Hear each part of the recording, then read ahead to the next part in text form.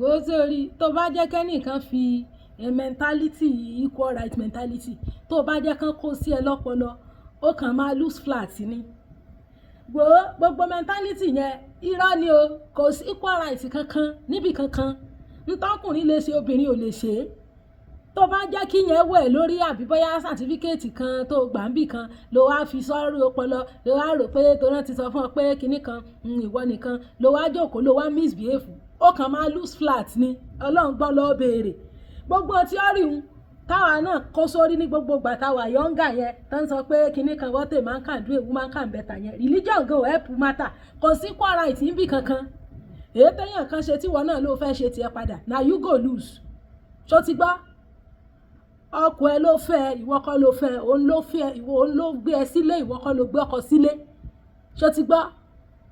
ìkan náà sọ pé ọmọ ẹnìkan tó ti kọ́ńṣẹ́rí tó ti free tó ti dá wà ọkọ ẹ ló fẹ́ nìyẹn lóyún old former ex ọmọọṣẹ́ ìyàwó rẹ̀ so wọ́n ṣàbẹ̀ ìyàwó yẹn wọ́n bẹ̀ títí ó ṣàgbà wọ́n gbọ́ ọmọ yẹn bẹ̀ wọ́n ọkọ ò fẹ́ eventually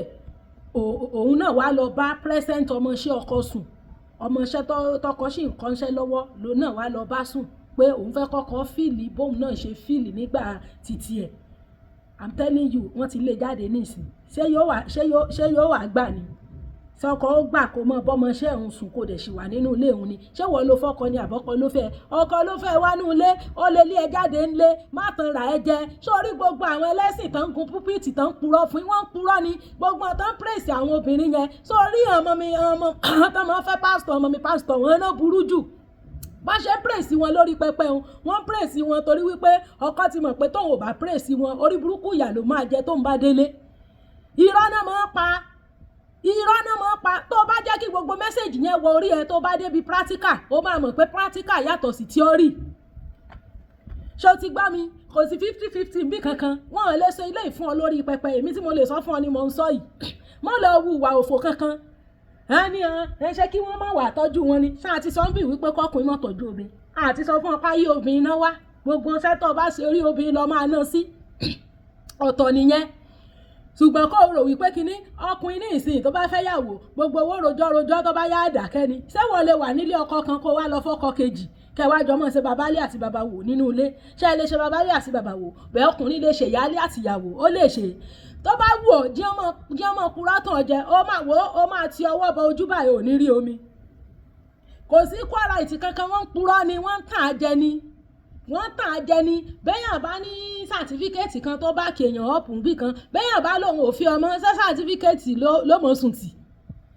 sarah sàtífíkẹ́ẹ̀tì kóòtù ló fẹ́ jókòó tì the only thing tí sàtífíkẹ́ẹ̀tì ń lè ṣe fún ọ ó lè claim property fún ọ gbogbo property tó bí orúkọ máa yẹn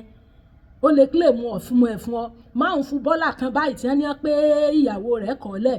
ọ wá fẹ́ lọ claim ogún máa yẹn ti change gbogbo property ẹ̀ sórúkọ ìyá àti ẹ̀ lady yẹn ò rí nǹkan kan náírà kan kò rí claim tó bá wù ọmọ torí pé wá ti gbàwé ẹ̀rí kóòtù kó mọ kápá kanga bí apá àjàpá gbogbo àwọn pásítọ̀ tí ń purọ́ fún ọ̀hún wọn ò ní gbé kọ́ọ̀lù rẹ mọ́ bàbá ti rí pé wàhálà ẹ̀ ti pọ̀ ju ó ti sunkún ó ti jájú ọ lójú gbogbo ẹ̀ ti dàdé ọ lọ́wọ́ tó ń tilẹ̀kùn géètì ilé wọn làwọn ò sì lé ni wọ́n lọ ṣe dáadáa mọ́ wà burúkú kò sí equal right kankan wọ́n ń tàn á jẹ ni tọkùnrin lè ṣe obìnrin ò lè ṣe é wọ́n ń tàn á ni má ṣe dáadáa kó wojú rere kó ṣe dáadáa gbogbo ọmọ gbẹgbẹraga wọ̀ you just lose flat gbogbo táìmù gbà yẹn náà gbogbo sisters tó yẹ kán ti marry gbogbo ọ̀bùrọ̀ tí wọ́n fẹ́ fi hàn gbà náà wọ́n ní wọ́n rí wíìlì sí hàn wọ́n rí will of God sí hàn kìnnì kan tán sister fi dàgbàdàgbà tán fi wọ menopause kalẹ̀ ẹlẹ̀ ẹ̀ ń wá will of God ìwọ tó ṣe pé will of God gan gbénú rẹ ju àwọn tán parọ́ tàn jẹ lọ ẹ máa tanra yín jẹ kò sí right kankan lágbájá ṣe gbá èmi náà ṣe bó o bá ṣe ìwọ ló máa wò na you go leave that house and nothing go happen bó o sunkún kò ràn